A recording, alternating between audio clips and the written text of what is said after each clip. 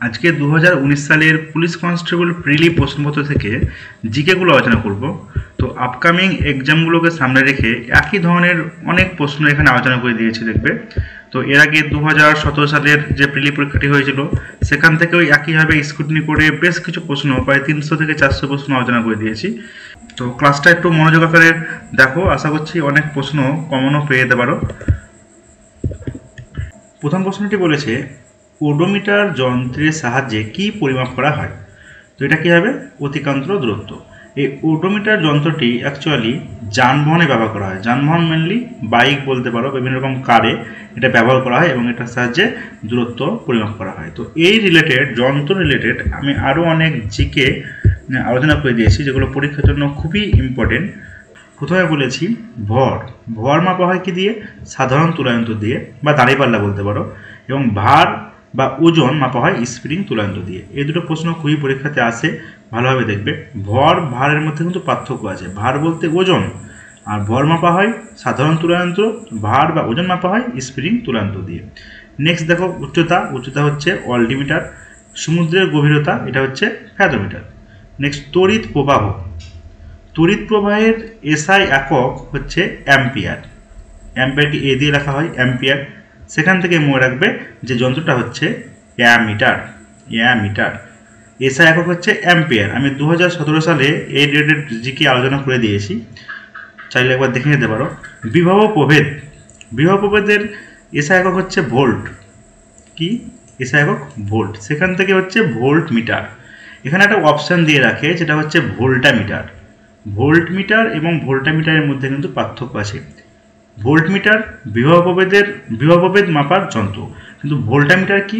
Voltameter একটা পাত্র, যে পাত্রতে তড়িৎ বিশ্লেষণটা করা হয়। বিভব প্রভেদ দিয়ে যদি যন্ত্র আসে তো দেখবে অপশানে ভোল্টামিটারটাও রাখবে। তো ভালোভাবে দেখবে যে ভোল্টমিটার না ভোল্টামিটার কোনটা আছে, ভালোভাবে দেখবে। বাতাসের গতি এটা হচ্ছে অ্যানিমোমিটার। নেক্সট আপেক্ষিক গুরুত্ব এবং আপেক্ষিক আর্দ্রতা, এটা নিয়েও অনেকে কনফিউজ হয়ে যায়। তো দেখো গুরুত্ব বললে কিন্তু হাইড্রোমিটার এবং আপেক্ষিক আর্দ্রতা বললে হাইগ্রোমিটার হবে। ঠিক আছে, এই দুটো ভালোভাবে দেখবে। নেক্সট তাপ। তাপের এসআই একক হচ্ছে জুল এবং সিজিএস একক। সেই সিজিএস একক হচ্ছে ক্যালোরি। সেই ক্যালোরি থেকে ক্যালোরিমিটার। তাহলে তাপ মাপার যন্ত্রের নাম হচ্ছে ক্যালোরিমিটার এবং এর সিজিএস একক হচ্ছে ক্যালোরি। সেখান থেকে ক্যালোরিমিটার এসছে এবং এসআই একক হচ্ছে জুল। নেক্সট তাপমাত্রা বা উষ্ণতা, এটা হচ্ছে থার্মোমিটার। এবং যদি উচ্চ তাপমাত্রা বলে, তাপমাত্রা যদি খুব বেশি বলা থাকে তাহলে হচ্ছে পাইরোমিটার। ভূমিকম্পের তীব্রতা। ভূমিকম্পের তীব্রতা মাপা হয় সিসমোগ্রাফ যন্ত্রতে এবং এই যন্ত্রে একটা স্কেল থাকে, যে স্কেলটাকে বলে রিক্টার স্কেল। তো ভালোভাবে দেখবে কি বলেছে। যন্ত্র বললে সিসমোগ্রাফ এবং স্কেল বললে রিক্টার স্কেল। নেক্সট শব্দের প্রাবল্য। শব্দের প্রাবল্য বললে অডিওমিটার। ঠিক আছে। বৃষ্টিপাত। বৃষ্টিপাত হবে রেনগজ। রক্তচাপ। রক্তচাপ হচ্ছে স্পিগমোম্যানোমিটার। নেক্সট বায়ুচাপ। বায়ুচাপ হচ্ছে ব্যারোমিটার। এবং দুধের বিশুদ্ধতা। দুধের বিশুদ্ধতা মাপা হয় ল্যাক্টোমিটার যন্ত্রে। ঠিক আছে। তো দুধ দিয়ে আরও দুটো রিলেটেড প্রশ্ন আছে, একই ধরনের টার্ম দেখবে যে দুধে কোন অ্যাসিড থাকে। কী হবে? Lactic acid. কি অ্যাসিড? Lactic acid. এবং দুধ থেকে দইয়ে রূপান্তর করে কোন ব্যাকটেরিয়া? সেটা হচ্ছে ল্যাক্টোব্যাসিলাস ব্যাকটেরিয়া। তো মনে রাখবে যে দুধ মানে অবশ্যই ল্যাক্টো দিয়ে নামটা বেশি মনে রাখবে। Next radar. র্যাডারের ফুল ফর্ম হচ্ছে রেডিও ডাইরেকশন অ্যান্ড রেঞ্জিং। এটার সাহায্যে কি বিমান জাহাজের দিক নির্ণয় করা হয়। ঠিক আছে। তো এই র্যাডারের যে ধর্মটা এটা অ্যাকচুয়ালি দেখতে পাওয়া যায় কাদের মধ্যে? বাদুড়ের মধ্যে। ঠিক আছে। চলো পরবর্তী প্রশ্ন। এখানে যে প্রশ্নগুলো দিয়েছি এগুলো কিন্তু সব সাজেস্টিভ দিয়েছি, এখান থেকে কোনো সাজেশন করতে যাবে না এবং সবগুলোই দেখবে। কাইজার ই হিন্দ কাকে বলা হতো? তো এটা হচ্ছে মহাত্মা গান্ধী। ঠিক আছে। তো মহাত্মা গান্ধীর দুটো ইম্পর্টেন্ট গ্রন্থ আছে, একটা হচ্ছে হিন্দ স্বরাজ, একটা the story of my experience with truth. পরীক্ষায় যেটা বেশি আছে সেটা হচ্ছে এটা, the story of my experience with truth. এটা খুব পরীক্ষাতে আসে, তাই দেখবে। নেতাজি সুভাষচন্দ্র বোস, এর যে দুটো গুরুত্বপূর্ণ গ্রন্থ আছে সেটা হচ্ছে দ্য ইন্ডিয়ান স্ট্রাগল এবং an Indian pilgrim. Next Pandit Jawaharlal নেহরুর কিছু গ্রন্থ দিয়েছি। পরীক্ষায় যেগুলো খুবই ইম্পর্টেন্ট তার মধ্যে প্রথম দুটো দেখতে পাচ্ছ। প্রথমে দিয়েছি অ্যান অটোবায়োগ্রাফি, এটা পরীক্ষাতে খুব আসে, এবং তারপরে হচ্ছে দ্য ডিসকভারি অফ ইন্ডিয়া, এটাও খুব পরীক্ষায় আসে। আচ্ছা, আরও দুটো দিয়েছি, দেখবে এই দুটো তোমরা দেখে নিও, ঠিক আছে? গ্লিম্পস অফ ওয়ার্ল্ড হিস্ট্রি এবং টুয়ার্ডস ফ্রিডম। নেক্সট দাদাভাই নওরোজি, এটা নিয়ে আগেও বলেছি 2017 সালের ক্লাসে, যে গ্ল্যান্ড ওল্ড ম্যান কাকে বলা হয়, দাদাভাই নওরোজি। এবং সেখান থেকে আরও একটা ইম্পর্টেন্ট প্রশ্ন, যে ব্রিটিশ পার্লামেন্টের প্রথম ভারতীয় সদস্য কে ছিলেন, দাদাভাই নওরোজি। এবং তার সব থেকে গুরুত্বপূর্ণ গ্রন্থ যেটা poverty and earn British rule in India. পরের দিকে যাব, নেহেরু ট্রফি। নেহেরু ট্রফি কোন খেলার সাথে যুক্ত? এটা উত্তর হবে হকি। নেহেরু ট্রফি বলেছে বলে হকি হলো, কিন্তু নেহেরু কাপ বললে কিন্তু ফুটবল অ্যান্সার হতো, ঠিক আছে? এটা ভালোভাবে দেখবে। আমরা কিছু ইম্পর্টেন্ট আরও খেলার নাম দিয়েছি, যেমন টেনিস। এই চারটে অপশানের মধ্যে থেকে আমি দিয়েছি যে টেনিস।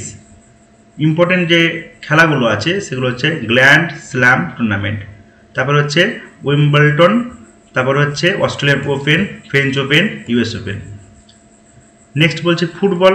ফুটবলের ইম্পর্টেন্ট দেখো, কোপা আমেরিকা, তারপর হচ্ছে উয়েফা ইউরো। পরীক্ষায় কিন্তু শুধু উয়েফা লেখা থাকবে, ইউরোটা দিবে না, উয়েফা লেখা থাকবে, এটা কিন্তু ভালোভাবে দেখবে, ইম্পর্টেন্ট প্রশ্ন। Next Durand club. এবং ভারতের মধ্যে সবথেকে ইম্পর্টেন্ট পরীক্ষায় যেটা পড়ে সন্তোষ ট্রফি, এটা পরীক্ষাতে প্রায়ই আসে, ভালোভাবে দেখবে। Subroto cup, Rovers cup, Nehru cup. এখনই যেটা বললাম যে নেহেরু ট্রফি বললে হকি হবে, কিন্তু নেহেরু কাপ বললে এটা কিন্তু ফুটবল হবে। Next federation cup. ব্যাডমিন্টন, খুবই ইম্পর্টেন্ট পরীক্ষায় এটা আসে, সেটা হচ্ছে থমাস কাপ, ঠিক আছে? থমাস কাপ দেখবে, উবার কাপ এবং বিডাব্লিউএফ ওয়ার্ল্ড চ্যাম্পিয়নশিপ। নেক্সট চলে আসো হকি। হকিটা সব থেকে জানো যেটা বেশি ইম্পর্টেন্ট, সেটা হচ্ছে আগা খান কাপ, এটা পরীক্ষাতে প্রায়ই আসে। স্ট্যানলি কাপ, ধ্যানচাঁদ ট্রফি, এটা তো অবশ্যই দেখবে। বেটন কাপ, নেহেরু ট্রফি, এটা পরীক্ষায় পড়েছে, এবং বোম্বে গোল্ড কাপ এবং সিন্ধিয়া ট্রফি। এগুলো ইম্পর্টেন্টই দিয়েছি, ভালোভাবে দেখে নিও। আরও যে খেলাগুলো আছে সেগুলো দেখবে, এখানে চারটে অপশান ছিল, চারটে অপশান নিয়ে আমি আলোচনা করেছি। জালিয়ানওয়ালাবাগের ঘটনা কোন সালে হয়েছিল? তো এটা হয়েছিল 1919 সালে, এবং তারিখটাও দেখবে 13 এপ্রিল। তো কোথায় ঘটনাটা ঘটেছিল এবং কিসের জন্য ঘটনাটা ঘটেছিল দেখো, 1919 সালে রাওলাট আইনের প্রতিবাদে অমৃতসরের জালিয়ানওয়ালাবাগে শান্তিপূর্ণ একটা সমাবেশ হয়েছিল। সেই সমাবেশে ঘটনাটা ঘটেছিল। কার নেতৃত্বে? জেনারেল ডায়ারের অধীনে গুলি চালানো হয়েছিল, ঠিক আছে? এটাও প্রশ্ন পড়ে। এবং কিসের প্রতিবাদে সমাবেশটা হয়েছিল? রাওলাট আইনের প্রতিবাদে সমাবেশটা হয়েছিল, এটাও দেখবে, ঠিক আছে? এবং তারিখটাও দেখবে, এই প্রশ্নের তারিখটা খুবই ইম্পর্টেন্ট। মানবদেহের সবচেয়ে বড় অঙ্গের নাম কি? তো এমনিতে মানবদেহের সবচেয়ে বড় অঙ্গ কিন্তু ত্বক। সবচেয়ে বড় অঙ্গ কি? ত্বক। অপশানে ত্বক নাই, তার জন্য আমরা অভ্যন্তরীণটা ধরেছি, যে মানবদেহের অভ্যন্তরীণ বড় অঙ্গ হচ্ছে লিভার, এবং বাহ্যিকভাবে বললে ত্বক। কিন্তু এখানে কিন্তু বলতে গেলে ত্বকটাই রাইট অ্যান্সার, কিন্তু আমাদের ত্বক অপশানে নাই, তার জন্য আমরা লিভারটাই অ্যান্সার বলব। ভারতবর্ষের সম্প্রতি কে প্রথম লোকপাল রূপে নিযুক্ত হলেন? প্রথম লোকপাল এটা হচ্ছে পিনাকি চন্দ্র ঘোষ। কিন্তু বর্তমান আসবে আমাদের পরীক্ষায়, যে বর্তমান লোকপালকে, তা মনে রাখবে অজয় মানিক রাও খানওয়েলকর, ঠিক আছে? তো এই লোকপাল জিনিসটা কি দেখো, বলেছি যে লোকপাল হচ্ছে ভারতে একটি দুর্নীতি বিরোধী সংস্থা, যা সরকারি কর্মকর্তা মন্ত্রীদের বিরুদ্ধে দুর্নীতির অভিযোগ তদন্ত করে।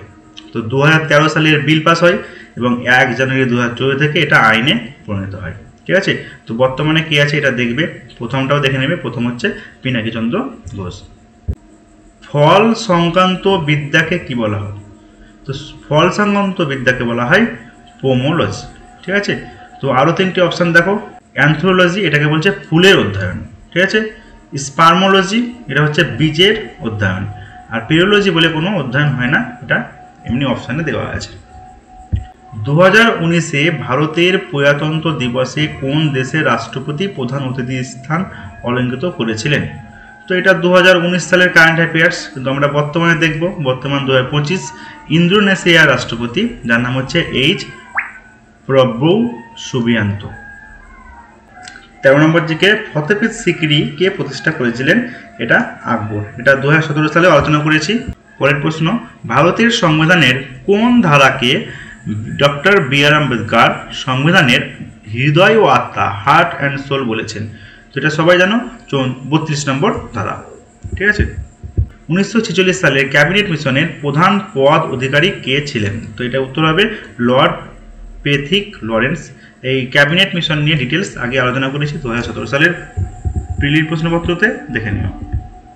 দ্য ফিউচার অফ ইন্ডিয়া কার লেখা? এটা হচ্ছে বিমল জালান, কিন্তু এটা অতটা ইম্পর্টেন্ট নয়। ইম্পর্টেন্ট কি? ইম্পর্টেন্ট হচ্ছে আমাদের অমিতাভ ঘোষ। তো অমিতাভ ঘোষের যেটা সব থেকে ইম্পর্টেন্ট গ্রন্থ হচ্ছে দ্য হাংরি টাইড। এটা সব থেকে ইম্পর্টেন্ট গ্রন্থ, দেখে নিও। এছাড়া আছে the shadow line, sea of poppy এবং দ্য গ্লাস প্যালেস। ঠিক আছে। ফিল্মফেয়ার 2019, তো 2019 আমাদের দেখে লাভ নাই, আমাদের দেখতে হবে এখন 2025 সাল। তো 2025 সাল যেটা হচ্ছে 70তম ফিল্মফেয়ার অ্যাওয়ার্ড, সেটা কোথায়, কত তারিখে হয়েছে? 11 অক্টোবর 2025 সাল, মানে কারেন্ট অ্যাফেয়ার্স বলতে পারো, এটা রিসেন্ট। কোথায় হয়েছিল? আহমেদাবাদের, গুজরাটের আহমেদাবাদের। তো বেস্ট ফিল্ম কোনটা হয়েছে?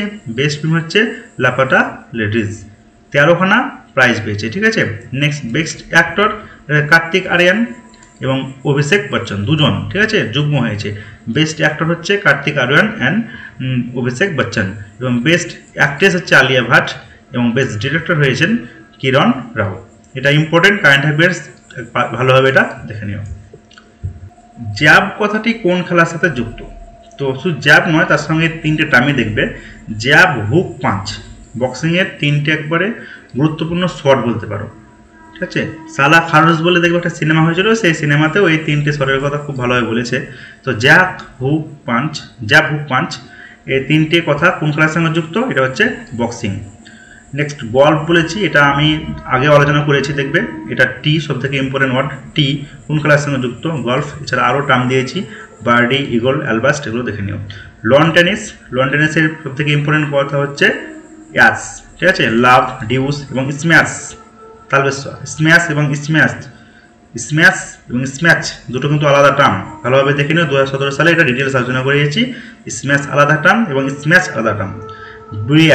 বিলিয়ার্ড হচ্ছে কিউ, ক্যানন এবং পটিং।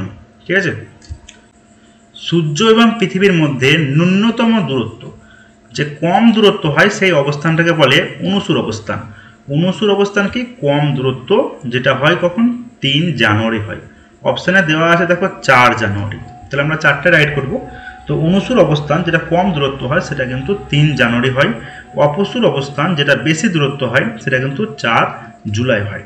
এছাড়া আরও দুটো ডেট দিয়েছি, যে 21শে জুলাই এবং 23শে মার্চ। কি হয় এই দিন দুটোতে? যে পৃথিবীর সর্বত্র দিন রাত সমান হয়। কেন হয় সমান? কারণ সূর্য নিরক্ষরেখার উপর লম্বভাবে কিরণ দেয়। প্রশ্ন আসতে পারে যে সূর্য কখন নিরক্ষরেখার উপর লম্বভাবে কিরণ দেয়? তাহলে 21শে মার্চ এবং 23শে সেপ্টেম্বর। তো 21শে মার্চকে কি বলে? বসন্ত বিষুব, এবং বা বলতে পারো মহাবিষুব। মহাবিষুব দিয়েই পরীক্ষায় বেশি আসে। এবং 23শে সেপ্টেম্বর এটা হচ্ছে শরৎ বিষুব, বা বলতে পারো জল বিষুব। এই দুটো টাইমই বেশি পরীক্ষায় দেয়। ঠিক আছে। পুরো সাজেশন আকারেই করেছি, ভালোভাবে দেখবে। আশা করছি কিছু কমনও পেতে পারো। গিরিশ কার্নাড কিসের সাথে যুক্ত ছিলেন? তো এটা কারেন্ট অ্যাফেয়ার্স হিসাবে এসেছিলো, এটা এখন বর্তমানে অত ইম্পর্টেন্ট নয়।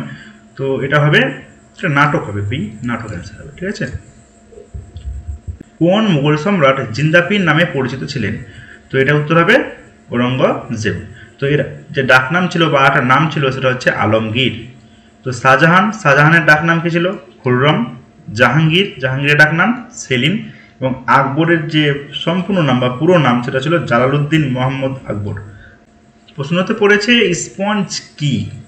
তো স্পঞ্জ কি? স্পঞ্জ বলছে যে এক ধরনের আদিম বহুকোষী জলজ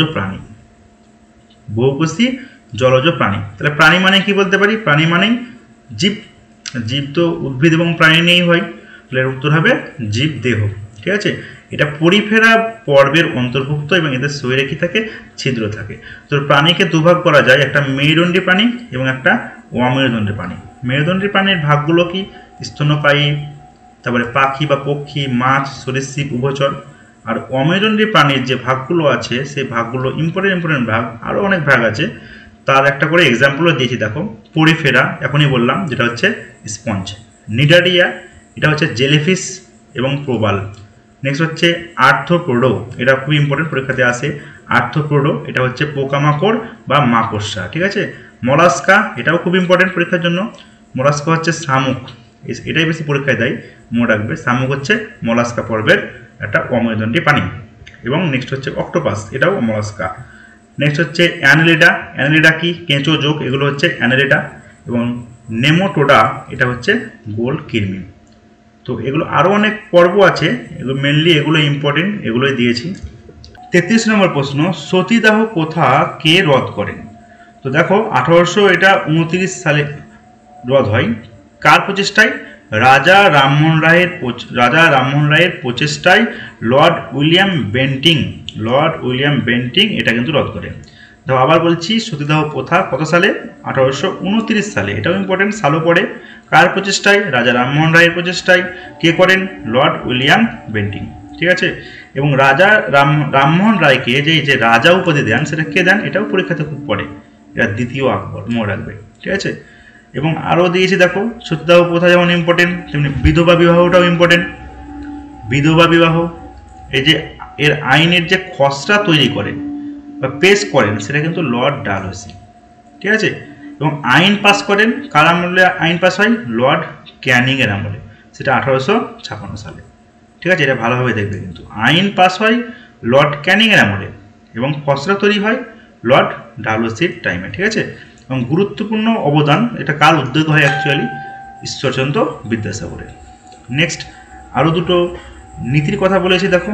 সত্ত্ব বিলোপ নীতি, এটা প্রবর্তন করেন লর্ড ডালহৌসি। এবং প্রথম অধীনে নিয়ে আসেন যে রাজ্যটিকে, সেটা হচ্ছে সাতারা রাজ্য। খুব পরীক্ষায় ইম্পর্টেন্ট, দুটোই ইম্পর্টেন্ট, পরীক্ষায় প্রায়ই আসে। অধীনতামূলক মিত্রতা নীতি, এটা প্রবর্তন করেন লর্ড ওয়েলেসলি।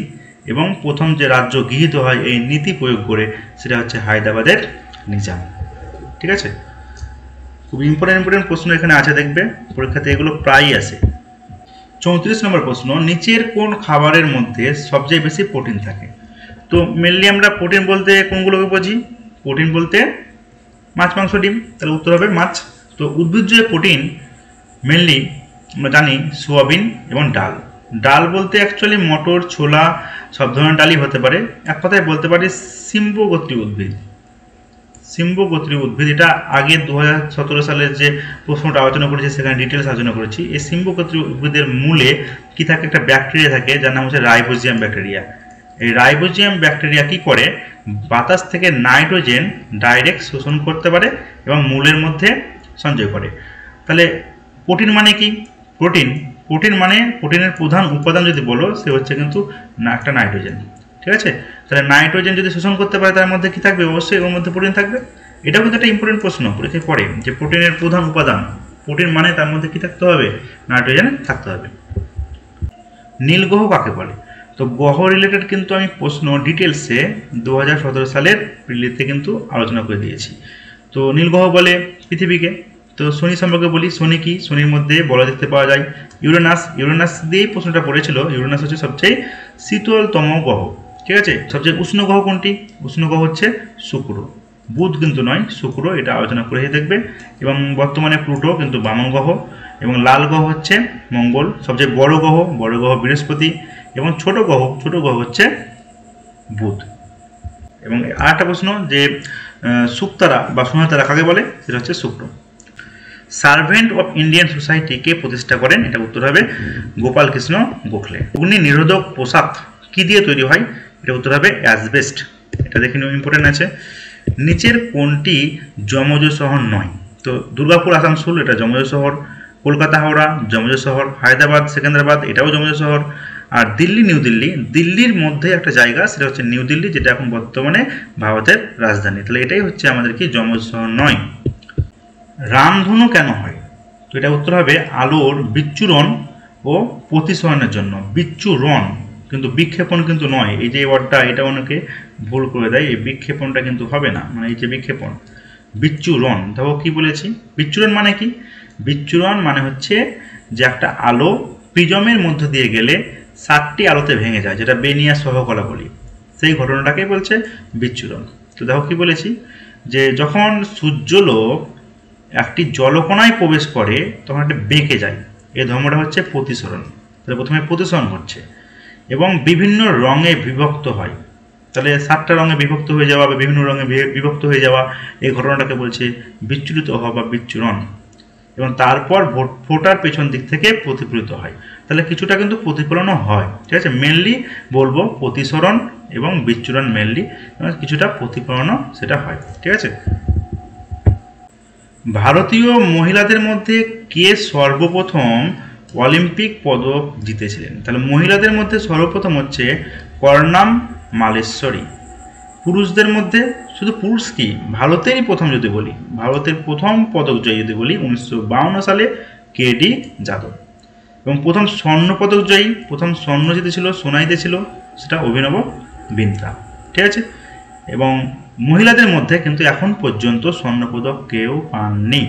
পিভি সিন্ধু, তিনি প্রথম মহিলাদের মধ্যে 2টি পদক জয়লাভ করেন। কোন আন্দোলনের সময় থেকে বল্লভভাই প্যাটেল সর্দার নামে অভিহিত হন? তো এটা বরদৌলি আন্দোলন, যেটা হয়েছিল কত সালে? 1928 সালে। এটা ডিটেলস আলোচনা করা হয়েছে 2017 সালের প্রিলি প্রশ্নতে, ঠিক আছে। তো তার যে জন্ম তারিখ 31শে অক্টোবর, তাকে বলা হয় একতা দিবস বা ইউনিটি ডে, এবং তাকে কি বলা হয়? লৌহ মানব নামেও রাখা হয়, ঠিক আছে। ভারত ছাড়ো আন্দোলন, এটা হয়েছিল 1942 সালের 8ই আগস্ট, যেটাকে আগস্ট আন্দোলনও বলা হয়। স্বদেশী আন্দোলন, এটা হয়েছিল 1905 সালে, বঙ্গভঙ্গের প্রতিবাদে এটা হয়েছিল। প্রশ্ন আসতে পারে স্বদেশী আন্দোলনের উদ্দেশ্য কী ছিল, কারণটা কি? তো বঙ্গভঙ্গের প্রতিবাদে। নেক্সট, আইন অমান্য আন্দোলন, দেখো কি হয়েছে, যে 1930 সালের 12ই মার্চ, 12 তারিখ অবশ্যই দেখবে, তারিখ খুব ইম্পর্টেন্ট। 1930 সালে 12ই মার্চ কি হয়? গুজরাটের সবরমতী আশ্রম থেকে ডান্ডি মার্চের মাধ্যমে এটা শুরু হয়। কিন্তু চূড়ান্ত শুরু কখন হয়? চূড়ান্ত শুরু হয় 1930 সালের 6ই এপ্রিল। মহাকাশে কোনো মহাকাশচারী আকাশের রং কি দেখবে? তো মহাকাশে আকাশের রং কি দেখবে? আকাশের রং কালো দেখবে। কেন? কারণ আলোর কোনো বিক্ষেপণ হয় না, এখানে স্ক্যাটারিং, এটা কিন্তু বিচ্ছুরণ নয়, আলোর বিক্ষেপণ হয় না, ঠিক আছে। তো পৃথিবীতে বায়ুমণ্ডলে আলোর বিক্ষেপণটা হয়, এই কারণে আকাশে কিন্তু নীল দেখায়। তো এটাও একটা প্রশ্ন, ঠিক আছে, যে আকাশকে নীল কেন দেখায়? পৃথিবীতে আকাশকে নীল কেন দেখায়? আলোর বিক্ষেপণের জন্য, স্ক্যাটারিংয়ের জন্য, বিচ্ছুরণের জন্য কিন্তু নয়, ঠিক আছে। ভারতীয় সংবিধানের কোন সংশোধনীর মাধ্যমে ভারত ও বাংলাদেশের মধ্যে অঞ্চল বিনিময় হয়? তো এটা হচ্ছে 100তম, ঠিক আছে। তো কিছু ইম্পর্টেন্ট দিকে দেখো, 101তম, এটা কিন্তু জিএসটি প্রবর্তন করা হয় এই সংশোধনীর মাধ্যমে, 101। এবং জিএসটি দিবস, যেটা মনে রাখবে, সেটা হচ্ছে 1 জুলাই, ঠিক আছে। 1 জুলাইকে জিএসটি ডে বলা হয়। এবং 102, এটা হচ্ছে অনগ্রসর জাতিদের জন্য জাতীয় কমিশন, আর এটা খুবই ইম্পর্টেন্ট। 103, যেটা হচ্ছে ইডাব্লিউএস এর জন্য 10% সংরক্ষণ, যেটা কিন্তু জেনারেলদের থেকে নেওয়া হয়, এসসি এসটি ওবিসিরা কিন্তু অ্যাপ্লিকেবল নয়। ইডাব্লিউএস হচ্ছে জেনারেলদের থেকে, যারা গরিব তাদের মধ্যে 10% এই সংরক্ষণ চালু হয়। আরও কিছু দিয়েছি সংশোধন, দেখো 104তম, 104তমতে কী হয় বলছে, অ্যাংলো ইন্ডিয়ানের সংরক্ষণটা বাতিল হয়ে যায়। প্রশ্ন আসতে পারে, অ্যাংলো ইন্ডিয়ানদের সংরক্ষণ বাতিল হয় কততম সংশোধনে? 104তম। এবং লোকসভা বিধানসভায় এসসি এসটিদের জন্য 10 বছরের জন্য সংরক্ষণের মেয়াদ বাড়ে। নেক্সট 106 কী হয় বলছে, নারী সংরক্ষণ বিল। 106 সংশোধনকে কী বলছে, আলাদা করে নাম দেওয়া হয়েছে নারী সংরক্ষণ বিল। লোকসভা বিধানসভাতে মহিলাদের জন্য 1/3 বা পার্সেন্টেজে করতে গেলে 33% আসন সংরক্ষণ, ঠিক আছে। তো এখন পর্যন্ত এই 106টি সংবিধান সংশোধন হয়েছে এবং শেষ হয়েছে 2024 সালের 19শে সেপ্টেম্বর, এবং প্রথম সংশোধন হয়েছিল সেটা 1951-তে, ঠিক আছে। এরপরেও লোকসভাতে সংশোধনের জন্য পেশ করা হয়েছে 1-2 বার, কিন্তু সেগুলো বিল আর হয়নি, ক্যান্সেল হয়ে গেছে। 2020 সামার অলিম্পিক কোথায় অনুষ্ঠিত হবে? এটা উত্তর হবে টোকিও। তো তোমরা 2024 সাল দেখবে, যেটা অলরেডি হয়ে গেছে, ফ্রান্সের প্যারিসে, ঠিক আছে। ফটোগ্রাফিক ফিল্মের আলোকচিত্র পরিস্ফুট করার জন্য কোন রাসায়নিক ব্যবহার করা হয়? তো এটা উত্তর হবে সিলভার ব্রোমাইড। সংকেত যদি বলো, সিলভারের হচ্ছে Ag এবং ব্রোমিনের বিআর থেকে AgBr সিলভার ব্রোমাইড। কিলোওয়াট ঘন্টা কিসের একক? এটা উত্তর হবে শক্তির একক। এটা কিন্তু FPS পদ্ধতিতে একক। ঠিক আছে, কি পদ্ধতি? FPS পদ্ধতিতে শক্তির একক। তো শক্তি এবং কার্য নিয়ে বলেছি একটা কথা। শক্তি কার্যের যদি বলা হয় পরম একক SI হবে জুল এবং CGS হবে আর। ঠিক আছে, ক্ষমতার একক কি? ক্ষমতা হবে ওয়াট, যেটাকে জুল পার সেকেন্ডও বলা হয়। ঠিক আছে, ওয়াটটা দিয়েই পরীক্ষায় বেশি আসে। এবং CGS হচ্ছে আর পার সেকেন্ড। বলের আগেও আলোচনা করা হয়েছে। বলের SI হচ্ছে নিউটন, CGS হচ্ছে ডাইন। এবং ভরবেগের অতটা পরীক্ষায় একক আসবে না, তাও যদি লিখতে চাও লিখবে যে গ্রাম সেমি পার সেকেন্ড CGS, এবং SI হচ্ছে কিগ্রা মিটার পার সেকেন্ড। তো এখানে স্কেলার রাশি এবং ভেক্টর রাশিগুলো পারলে দেখে নেও যে কার্যক্ষমতা শক্তি এইগুলো হচ্ছে স্কেলার। ঠিক আছে, বল হচ্ছে ভেক্টর রাশি, ভরবেগও ভেক্টর রাশি। এশিয়ার বৃহত্তম নদী কোনটি? এটা পরীক্ষাতে প্রায়ই আসে এবং ম্যাক্সিমাম ছেলে ভুলও উত্তর করে দেয়, যেটা হচ্ছে হুয়াংহো করে দেয়। কিন্তু এশিয়ার বৃহত্তম নদী হবে ইয়াংজে, যার আরেকটা নাম বলা যেতে পারে লোকালি ভাষায় চ্যাংজিয়াং। ঠিক আছে, তো বিশ্বের বা পৃথিবীর যদি বৃহত্তম নদী বলে, পৃথিবীর বৃহত্তম নদী কিন্তু আমাজন, এবং দীর্ঘতম নদী বললে কিন্তু নীল নদ। ঠিক আছে, বৃহত্তম বলতে অ্যাকচুয়ালি জল পরিবহনের দিক দিয়ে কিন্তু আমাজন বৃহত্তম নদী, এবং দীর্ঘতম বললে নীল নদ। কোন ঋতুতে আমাদের শরীরে বেশি ফ্যাটের প্রয়োজন হয়? তো এটা উত্তর হবে শীতকাল। 64 খনিজ পদার্থ ফ্লোরিন, যার সংকেত হচ্ছে F। ফ্লোরিনের অভাবে মানবদেহের কি ক্ষতি হয়? এটা হবে দুর্বল দাঁত। তো আরো দুটো অপশন দেখো দিয়েছি, গয়টার বা গলগণ্ড রোগ, এটা আয়োডিনের অভাবে হয়, পরীক্ষায় প্রায় আসে, ভালোভাবে দেখবে। এটা গয়টার বা গলগণ্ড রোগ আয়োডিনের অভাবে হয়। নেক্সট অ্যানিমিয়াকে এক কথায় বলে রক্ত অল্পতা। অ্যানিমিয়া বা বলতে পারো রক্ত অল্পতা, এটা কার অভাবে হয়? আয়রন মানে লোহা, সংকেত হচ্ছে Fe।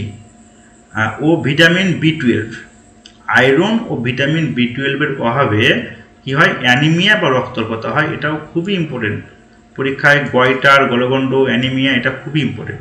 এছাড়া আরও কিছু ইম্পর্টেন্ট মৌল ঘটিত রোগ বা অধিক কারণেও হয়, সেগুলো আলোচনা করেছি। দেখো আর্সেনিকের অধিক মাত্রার জন্য যেটা হয় সেটা হচ্ছে ব্ল্যাকফুট ডিজিজ হয়। পারদের জন্য মিনামাটা। ক্যাডমিয়াম হচ্ছে এটাই। ক্যালসিয়াম যেটা হচ্ছে রিকেট। এই মলিবডেনামের কারণে যেটা হয় ফুলকপিতে মেনলি হয়, যেটা হচ্ছে হুইপটেল রোগ। এটা ভালোভাবে দেখবে, এটা এখন খুব আসছে পরীক্ষায়। মলিবডেনাম ফুলকপিতে কি রোগ? রোগটার নাম হচ্ছে হুইপটেল রোগ। সিসার কারণে হয় ডিসলেক্সিয়া রোগ।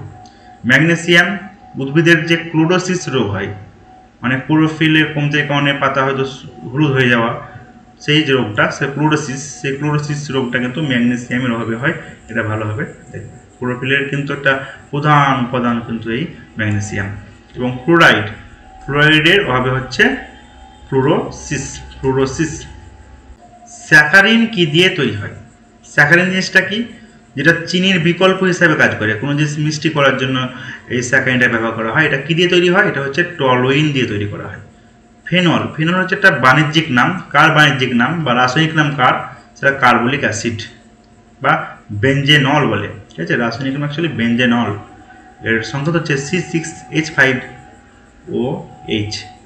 ঠিক আছে, এটা সংকেত। আর বিউটেন নিয়ে পরীক্ষায় এটা পড়ে যে গ্যাস লাইটারে কোন গ্যাস ব্যবহার করা হয়? এটা হচ্ছে বিউটেন। পরীক্ষা থেকে এটা খুব প্রায় আসে।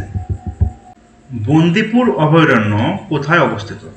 এর উত্তর হবে কর্ণাটক। তো আমাদের ভারতে যত রকমের গুরুত্বপূর্ণ অভয়ারণ্য বা জাতীয় উদ্যান আছে সেগুলো আমি এখানে দিয়েছি। এখান থেকে কোনো সাজেশন করতে হবে না, এর থেকে বেশি বলবে তাও ভালো, কিন্তু সাজেশন করবে না। ঠিক আছে, দেখো পশ্চিমবঙ্গ প্রথমে দিয়েছি। পশ্চিমবঙ্গের কি? জলদাপাড়া, বক্সা, গরুমারা, নেওড়া, সিঙ্গালীলা, সুন্দরবন। একটাও বাদ দেবে না, প্রত্যেকটাই পড়বে, প্রত্যেকটাই পরীক্ষার জন্য ইম্পর্টেন্ট। সিকিম, এটা পরীক্ষাতে প্রায়ই আসে। কাঞ্চনজঙ্ঘা জাতীয় উদ্যান কোথায় আছে? সিকিমে আছে। বাল্মীকি জাতীয় উদ্যান এটা বিহারে। বেতলা, বেতলা জাতীয় উদ্যান ঝাড়খণ্ড। এবং সুলতানপুর জাতীয় উদ্যান হচ্ছে হরিয়ানা। নেক্সট ত্রিপুরা হচ্ছে বাইসন। উড়িষ্যা ভিতরকণিকা, খুব ইম্পর্টেন্ট টার্ম, এটা দেখে নিও, পরীক্ষাতে প্রায় আসে। নেক্সট গুজরাট, গুজরাটের গির, গির পরীক্ষা খুবই ইম্পর্টেন্ট, গোয়া দিয়ে, গোয়ের সঙ্গে গোয়া মিল মনে রাখবে, গুজরাটের গোয়া, গিরের গোয়া। রাজস্থান, রাজস্থান হচ্ছে রণথম্বর। এছাড়া আরেকটা আছে রাজীব গান্ধী, দুটোতেই রয়ের সঙ্গে মিল আছে, ঠিক আছে, মনে রাখবে রণথম্বর এবং রাজীব গান্ধী। আসামের প্রত্যেকটা দেখবে খুবই ইম্পর্টেন্ট, পরীক্ষাতে আসামের খুব আসে, কাজিরাঙ্গা, মানস, নামেরি, ওরাং। তামিলনাড়ু দেখো নেক্সট ইন্দিরা গান্ধী, মান্নার উপসাগর। মধ্যপ্রদেশ তো খুবই ইম্পর্টেন্ট, কারণ আমাদের ভারতের সবচেয়ে বনভূমি কোথায় আছে, উত্তর প্রশ্ন হলে মধ্যপ্রদেশে আছে। এবং যে জাতীয় উদ্যানগুলো আছে ইম্পর্টেন্ট, কানহা, পেঞ্চ, বনবিহার, পান্না, ফসিল, সাতপুরা, মাধবগড় এবং সঞ্জয়। নেক্সট উত্তরাখণ্ডের সব থেকে ইম্পর্টেন্ট যেটা হচ্ছে জিম করবেট, বর্তমানে এর নাম চেঞ্জ হয়ে গেছে, নাম হয়েছে কি রামগঙ্গা, পরীক্ষায় পড়ে, হ্যাঁ রামগঙ্গা, ঠিক আছে, নাম চেঞ্জ হয়েছে জিম করবেটের কি রামগঙ্গা। নেক্সট নন্দা দেবী, রায়াজি, পুষ্প গোদাকা, ঠিক আছে। কেরালা, কেরালা ভালোভাবে দেখবে, কেরালা হচ্ছে পেরিয়ার, কেরালায় পেরিয়ার বলে জাতীয় উদ্যান আছে, পেরিয়ার বলে একটা নদী আছে, পেরিয়ার বলে একটা হ্রদও আছে। এবং সাইলেন্ট ভ্যালি কোথায় আছে, কেরালায় আছে, ইম্পর্টেন্ট। এবং গ্রেট হিমালয়ান জাতীয় উদ্যান, সেটা হিমাচল প্রদেশ। তারপর নেক্সট আসবো আন্দামান নিকোবর, এটাও খুব ইম্পর্টেন্ট, পরীক্ষাতে আসে। ক্যাম্পবেল, স্যাডেল পিক, এ দুটো ভালোভাবে দেখবে। তারপরে নর্থ, মিডিল, সাউথ বাটন, মানে তিনটে কিন্তু আলাদা আলাদা, আমি একসঙ্গে লিখে দিয়েছি এটা, হ্যাঁ, north button, middle button, south button. Mount Harriet এবং মহাত্মা গান্ধী মেরিন, রানী ঝাঁসি মেরিন। এবং নেক্সট দেখো জম্মু কাশ্মীর, জম্মু কাশ্মীর হচ্ছে সেলিম আলী জাতীয় উদ্যান আছে, এবং গোয়াতে আছে সেলিম আলী পাখিরালয়, এটা ভালোভাবে দেখবে, দুটোই একই রকমের নাম, সেলিম আলী জাতীয় উদ্যান জম্মু কাশ্মীরে, সেলিম আলী পাখিরালয় বললে গোয়াতে, তার জন্য দুটোকে আমি লিখে দিয়েছি। 71 স্মৃতি মান্দানা কোন খেলার সাথে যুক্ত, এটা উত্তর হবে ক্রিকেট, সবাই জানো এটা। মোবাইল ফোনে ব্যবহৃত প্রযুক্তি জিএসএম এর পুরো কথাটা কি, তো global system of for mobile, ঠিক আছে, এটা উত্তর। তো মোবাইল ফোন বা বলতে পারো কম্পিউটার রিলেটেড যেগুলো খুবই ইম্পর্টেন্ট, পরীক্ষাতে প্রায় আসে, সেগুলো দিয়েছি। এছাড়া অনেক ফুল ফর্ম আছে, ইম্পর্টেন্টগুলোই দিয়েছি। তো জিএসএম তেমনি জিপিএস, জিপিএস হচ্ছে গ্লোবাল পজিশনিং সিস্টেম, তো দেখে নিও। সিম হচ্ছে সাবস্ক্রাইবার আইডেন্টি মডিউল। এলটিই এবং ভোল্টি, এলটিই বললে লং টার্ম ইভলিউশন, এবং ভোল্টি বললে voice over long term evolution, ঠিক আছে। এসএমএস শর্ট মেসেজ সার্ভিস, এবং এমএমএস বললে মাল্টিমিডিয়া মেসেজিং সার্ভিস, মেসেজ এবং মেসেজিং ভালোভাবে দেখবে। VPN virtual private network. Next ধর বলেছি ল্যানটা কি লোকাল এরিয়া নেটওয়ার্ক। তারপরে হচ্ছে WAN ওয়াইড এরিয়া নেটওয়ার্ক, এগুলো ভালোভাবে দেখবে। তারপরে HTTP, এটা খুব পরীক্ষাতে আসে, হাইপার টেক্সট ট্রান্সফার প্রোটোকল, ঠিক আছে। আর HTML বললে hyper text mark up language, তো এগুলো দেখে নিও। এছাড়া আরও অনেক আছে, পারলে একটু দেখে নেবে, এগুলো ইম্পর্টেন্ট, পরীক্ষায় বেশি আসে। নেক্সট প্রশ্ন, কিসের অভাবে জন্য দুধকে এখন সুষম খাদ্য বলে না, তো এটা খুবই গুরুত্বপূর্ণ প্রশ্ন, যে লোহা বা আয়রন বলতে পারো, আয়রন এবং ভিটামিন সি এই দুটো না থাকার কারণে দুধকে এখন সুষম খাদ্য বলা হয় না। ভিটামিন সি মেনলি থাকে ওই টক জাতীয় ফল, সেগুলোতেই মেনলি ভিটামিন সি পাওয়া যায়। 78 ভিভিপ্যাট কিসের সাথে সম্পর্কিত, তো ভিভিপ্যাট এটার ফুল ফর্ম কি, voter verified paper audit trial, ঠিক আছে। এটা অ্যাকচুয়ালি যে সাধারণ নির্বাচন হয় ভোট টাইমে, এটা ইউজ করা হয়। কর্কটক্রান্তি রেখা ভারতের নিচে বর্ণিত কোন রাজ্যের উপর দিয়ে যায়নি, তো প্রশ্ন দুরকম হবে, এক হচ্ছে কার উপর দিয়ে গেছে এবং কার উপর দিয়ে যায়নি। তো যে রাজ্যগুলোর উপর দিয়ে গেছে সেগুলো এগুলো 8টা কান্ট্রি আছে, 8টা রাজ্য আছে, ঠিক আছে। তো প্রথম হচ্ছে গুজরাট, রাজস্থান, মধ্যপ্রদেশ, ছত্তিশগড়, ঝাড়খণ্ড, পশ্চিমবঙ্গ, ত্রিপুরা, মিজোরাম। তো এর যে আশেপাশের যে রাজ্যগুলো যেগুলো যায়নি সেগুলো মনে রাখবে, যেমন আমাদের নর্থ ইস্টের যদি বলি তাহলে আসাম, মণিপুর, নাগাল্যান্ড এগুলোর উপর কিন্তু যায়নি। বিশেষ করে আসামটাকে ভালো করে দেখবে, এটা ম্যাক্সিমাম ছেলে আসামের উপর দিয়ে ভাবে, কিন্তু না, আসামের উপর যায়নি, এটা অপশানে দেখবে যে যায়নি বললে এটাকে দিয়ে দিতে পারে। নেক্সট হচ্ছে যে বিহার, উড়িষ্যা এগুলোর উপর দিয়ে যায়নি, গেছে কার দিয়ে? গেছে ঝাড়খণ্ডের উপর দিয়ে। ঝাড়খণ্ডের উপর দিয়ে গেছে। এরা তিনটে পরপর আছে, বিহার, ঝাড়খণ্ড, উড়িষ্যা পরপর তিনটে রাজ্য, তার মধ্যে ঝাড়খণ্ডের উপর দিয়ে গেছে, উপরে বিহার আছে, নিচে উড়িষ্যা আছে, এই দুটোর মধ্যে দিয়ে যায়নি। এবং ওই যে গুজরাট, রাজস্থানের উপর দিয়ে গেছে, কিন্তু কার উপর দিয়ে যায়নি? মহারাষ্ট্রের উপর দিয়ে কিন্তু যায়নি। ভারী জল কি? ভারী জল কি? এটা হচ্ছে কি হাইড্রোজেনের আইসোটোপ দ্বারা তৈরি জল। তো দেখো যে হাইড্রোজেনের অ্যাকচুয়ালি তিনটে আইসোটোপ আছে। আইসোটোপ মানে কি? আইসোটোপ মানে হচ্ছে যে একই মৌল নিউট্রন আলাদা থাকার কারণে ওদের ভরগুলো আলাদা হয়ে যায়, তাকে আমি বলবো কি আইসোটোপ। যেমন এখানে দেখতে পাচ্ছ প্রোটিয়াম, পোটিয়াম, ডয়টেরিয়াম এবং ট্রিটিয়াম, এই তিনটে হচ্ছে হাইড্রোজেনের আইসোটোপ। তো প্রত্যেকেরই প্রোটন এক, যেহেতু হাইড্রোজেন অবশ্যই প্রোটন এক। এবং উপরে পাশে যেগুলো লিখে দিয়েছি এগুলো হচ্ছে ভর, এটা 1 ভর, এটা 2 ভর এবং এটা 3 ভর সংখ্যা অ্যাকচুয়ালি। তো ভর প্রোটন সংখ্যা এবং নিউট্রন সংখ্যা মিলে ভর সংখ্যা হয়। তাহলে তুমি যদি বলো যেখানে ভর সংখ্যা 1 এবং প্রোটন সংখ্যাও 1, তাহলে নিউটন কত? নিউটন 9। তাহলে এখানে প্রশ্ন আসে যে নিউটন কোন মৌলের নিউটন 9? খুব প্রশ্ন, গুরুত্বপূর্ণ প্রশ্ন। হাইড্রোজেনের প্রোটিয়াম যে আইসোটোপ, সেই প্রোটিয়াম আইসোটোপের কিন্তু নিউটন নেই, এটাকে সাধারণ হাইড্রোজেন বলা হয়, ঠিক আছে। এবং এটা যে জল তো অক্সিজেনের সঙ্গে বিক্রিয়া করে যে জলটা তৈরি করে সেটাকে বলছে সাধারণ জল, যার সংকেত হচ্ছে H2O, ঠিক আছে। আর এই যে ডয়টেরিয়াম, এই ডয়টেরিয়াম হাইড্রোজেন, এই ডয়টেরিয়াম হাইড্রোজেনটাই অক্সিজেনের সঙ্গে বিক্রিয়া করে যে জলটা তৈরি করে সেটা হচ্ছে ভারী জল, যার সংকেত হচ্ছে D2O, ঠিক আছে। তো আবার বলছি, ভালোভাবে শোনাও। হাইড্রোজেনের তিনটি আইসোটোপ, প্রোটিয়াম, ডয়টেরিয়াম, ট্রিটিয়াম। এর মধ্যে প্রোটিয়ামটা হচ্ছে সাধারণ হাইড্রোজেন, অক্সিজেনের সঙ্গে বিক্রিয়া করে সাধারণ জল যেটা H2O তৈরি করে। প্রোটিয়ামের মধ্যে কোনো নিউট্রন নাই। এবং ডয়টেরিয়াম, এই ডয়টেরিয়ামটা হচ্ছে কি অক্সিজেনের সঙ্গে বিক্রিয়া করে ভারী জল তৈরি করে, যার সংকেত হচ্ছে D2O। প্রশ্ন পড়ে ভারী জলের সংকেত কি? তার সংকেত বলবে D2O। ব্যারোমিটারের পাঠ হঠাৎ কমে গেলে, হঠাৎ যদি কমে যায় খুব ঝড় হবে, ঠিক আছে। কিন্তু ধীরে ধীরে কমলে বৃষ্টির সম্ভাবনা, ঠিক আছে। কিন্তু যদি বেড়ে যায়, হঠাৎ করে বাড়ুক বা ধীরে ধীরে বাড়ুক, তখন বলবে যে আবহাওয়া একটু পরিষ্কার হবে বা শুষ্ক হবে। অ্যাকচুয়ালি সহজ কথায় উচ্চ চাপ তৈরি হবে, ঠিক আছে। কমে গেলে নিম্নচাপ তৈরি হবে। 91, কে প্রথম ভারতীয় জাতীয় আয় নির্ধারণ করেছিলেন? এটা উত্তর হবে দাদাভাই নওরোজি। 95, অনিলা দেবী ছদ্মনামে কে পরিচিত ছিলেন? এটা উত্তর হবে শরৎচন্দ্র চট্টোপাধ্যায়। তো ছদ্মনাম নিয়ে বেশ কিছু ইম্পর্টেন্ট প্রশ্ন দেখবে, আমি আলোচনা করে দিয়েছি 2017 সালের প্রশ্নটাতে তুমি পেয়ে যাবে, প্লে লিস্টের পরপর পেয়ে যাবে। নিচের কোনটিকে বাদামি কয়লা বলে? তো এটা উত্তর হবে কি লিগনাইট। বাদামি কয়লা, বাদামি কয়লা বললে বলবে লিগনাইট। তো ভারতে কোন কয়লাটা বেশি পাওয়া যায়? ভারতে পাওয়া যায় বিটুমিনাস, ভারতে বেশি মাত্রায় পাওয়া যায়। আর এই যে অ্যান্থ্রাসাইট, এটা হচ্ছে সবচেয়ে ভালো মানের কয়লা, এতে কার্বনটা হচ্ছে বেশি থাকে, 90%-এরও বেশি থাকে। আর সবচেয়ে যেটা নিকৃষ্ট বলা হয় সেটা হচ্ছে পিট।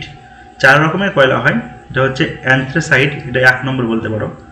তারপরে অ্যান্থ্রাসাইটের পর হচ্ছে বিটুমিনাস, এটা 2 নম্বর। তারপরে লিগনাইট 3 নম্বর এবং পিট হচ্ছে 4 নম্বর। আমি একবার কার্বনের মান হিসেবে সাজিয়ে দিলাম, ঠিক আছে। আর অ্যান্থ্রাসাইট কয়লাটা একমাত্র ভারতের ওই জম্মু কাশ্মীরের সাইডে কিছুটা পাওয়া যায়। হ্যাঁ, ভারতে বেশি মাত্রায় এটা পাওয়া যায়, সেটা কিন্তু বিটুমিনাস। মনসাবদারি প্রথা কে প্রবর্তন করেছিলেন? এটা উত্তর হবে আকবর। কত সালে? 1571 সালে। এবং মনসব প্রথার অর্থ হচ্ছে পদ মর্যাদা। নেক্সট দেখো, জিকা ভাইরাসের উপস্থিতি প্রথম কোন দেশে সরকারিভাবে ঘোষিত হয়েছিল? তো এটা হচ্ছে কি উগান্ডা হবে। উগান্ডায় প্রথম জিকা ভাইরাস উপস্থিতি লক্ষ্য করা যায়। এবং বাহককে, এর বাহক হচ্ছে এডিস মশা। এবং প্রথম যেটা শনাক্ত করা হয় কার দেহে? বাঁদরের দেহে, ঠিক আছে। 1 GB সমান কত বাইট? তো দেখো আমি টিবি দিয়ে শুরু করছি।